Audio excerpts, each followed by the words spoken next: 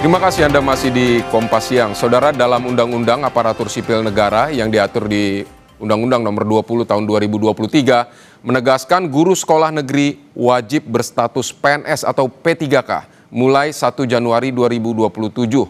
Guru non-ASN dilarang mengajar di sekolah negeri dengan masa transisi hingga 31 Desember 2026. Bagi honorer yang terdata di Dapodik Desember 2024.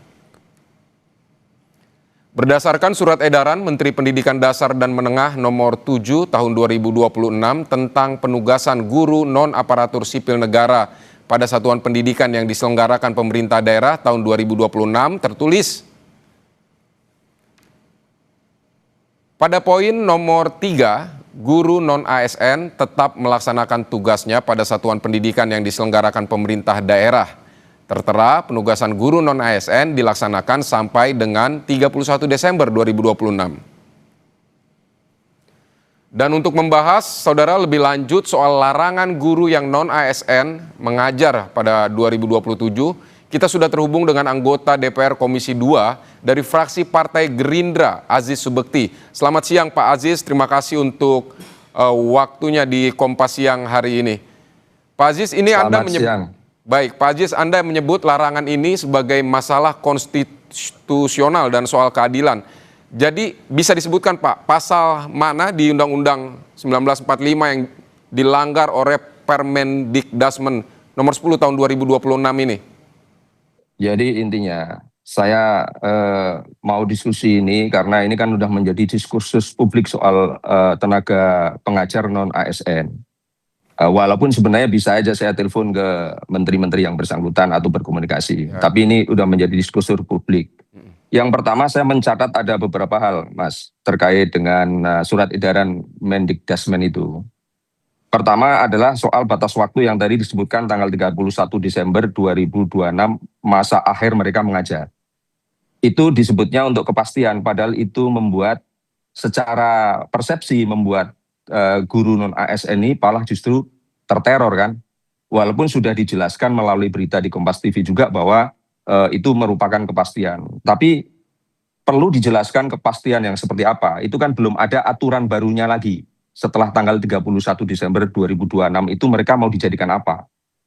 Kemudian yang kedua, ketidakpastian skema pengangkatan. Kan kita sudah mengalami pengangkatan tenaga honorer itu menjadi tiga kelompok, ada ASN, kemudian P3K, kemudian P3K paruh waktu.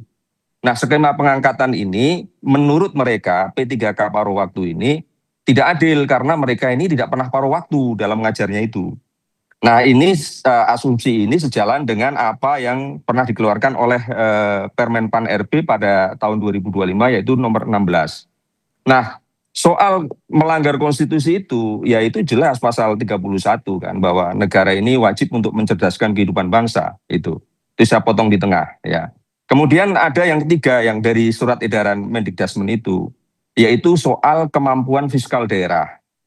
Jadi kalau tenaga honorer, tenaga pengajar non-ASN yang melihat daerahnya itu fiskalnya bagus, mungkin dia tidak akan risau, tapi ketika risau itu berbahaya juga karena ini kan masih mengajar juga. Nah, saya menyarankan yang pertama untuk soal masa akhir itu cobalah duduk bersama, ini harus diselesaikan secara permanen dari pihak-pihak terkait pemerintah. Kemudian yang kedua, soal fiskal ini kalau fiskalnya memang tidak mampu karena ini soal pendidikan, soal pengajar, pemerintah pusat itu harus turun tangan. Kemudian yang keempat, ada exclusion error. Nah, ini yang paling banyak dikeluhkan oleh mereka. Nah, exclusion error itu juga terjadi pada data penerima manfaat bantuan sosial. Dan ini data pokok pendidikan ini juga bermasalah juga. BPK bahkan pada sidang paripurna terakhir itu melaporkan ada temuan Dapodik itu memang harus diperbaiki. Nah, rata-rata mereka yang diperintahkan untuk tanggal 31 Desember tahun 2024 itu datanya masuk, itu justru mereka-mereka yang berhak tidak masuk. Nah, ini harus ada terobosan pemerintah itu untuk mundur ke belakang, mengoreksi kembali adanya exclusion error pada basis data Dapodik itu. Karena kasihan mereka yang sudah mengajar bertahun-tahun, tetapi pada faktanya mereka tidak masuk dalam Dapodik. Kemudian yang kelima, kesenjangan lintas sektoral. Ini kan soal tenaga pengajar non-ASN ini tidak hanya di Kemendikbudrismen, juga ada di Kementerian Agama dan kementerian-kementerian lain, termasuk di Dikdasmen itu ada juga apa namanya Dirjen Luar Sekolah itu PKBM. Kemudian ada juga yang swasta.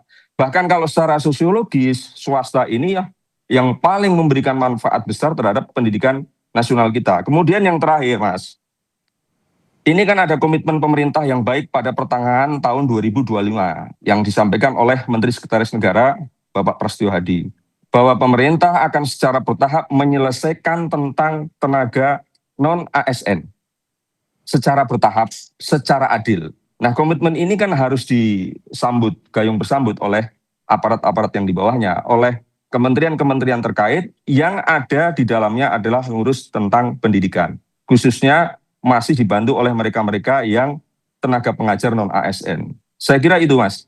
Baik, Pak, tadi Anda menyebutkan soal kepastian. Lalu menurut Anda kepastian untuk nasib mereka harusnya seperti apa, Pak? Ya, kita tidak boleh menegasikan apa yang pernah menjadi pengabdian mereka. Coba kita secara jujur dan punya empati lah. Mereka-mereka yang mengajar di luar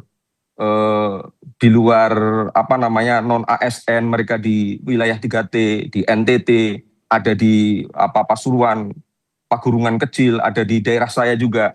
Mereka itu sudah bertahun-tahun, puluhan tahun mengajar. Ada yang di sekolah swasta, ada yang di sekolah negeri. Mereka tidak boleh diabaikan begitu saja. Karena mereka memiliki landasan konstitusi. Negara memiliki landasan konstitusi untuk memikirkan nasib mereka, Mas.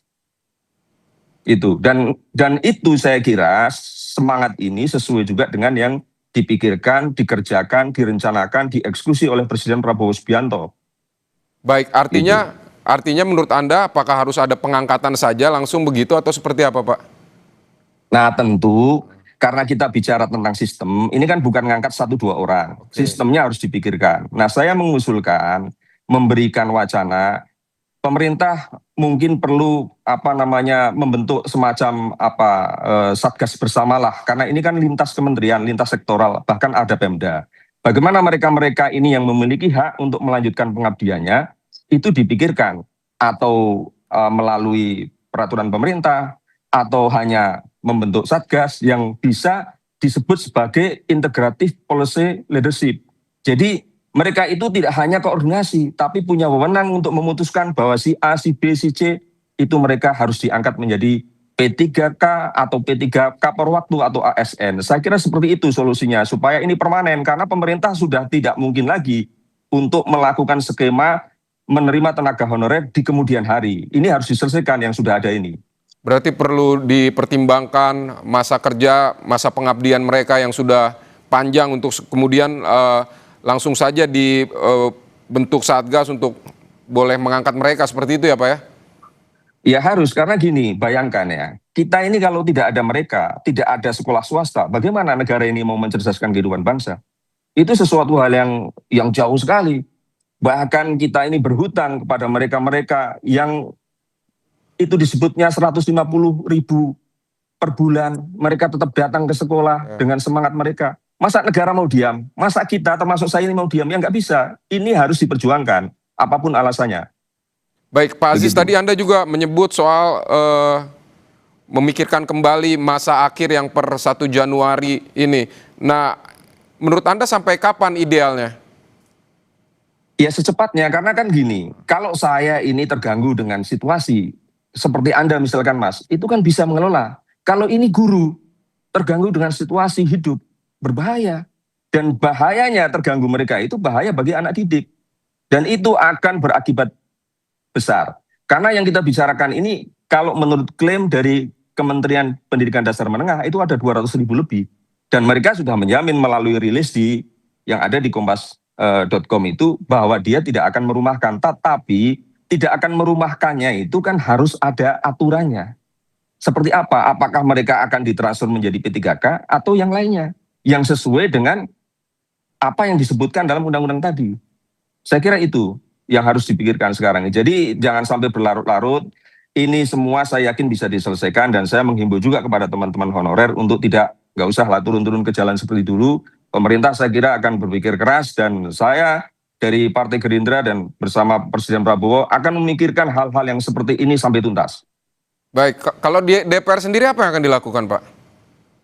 Ya kita kan bagi Gerindra ini kan bagian dari pemerintah, ya akan berkomunikasi secara informal, menyampaikan bahwa nggak bisa tenaga honorer ini kemudian istilahnya habis manis sepah dibuang. Seperti tadi misalkan ada execution data yang error tadi, itu harus diperbaiki lah. Jangan sampai gara-gara kita punya sistemnya itu membuat orang diperlakukan tidak adil.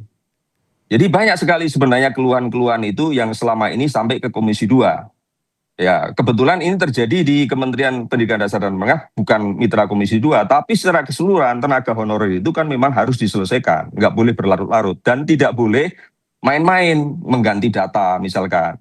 Kebijakan namanya di daerah itu kadang-kadang tidak sesuai dengan yang diharapkan di pusat, itu nggak boleh lah, itu adalah hak orang. Baik, Pak Aziz Subekti, anggota Komisi 2 DPR dari fraksi Partai Gerindra. Terima kasih untuk sudah berbagi pandangan di Kompas Siang hari ini. Terima kasih Mas, terima kasih banyak. Salam untuk para guru-guru non-ASN. Baik.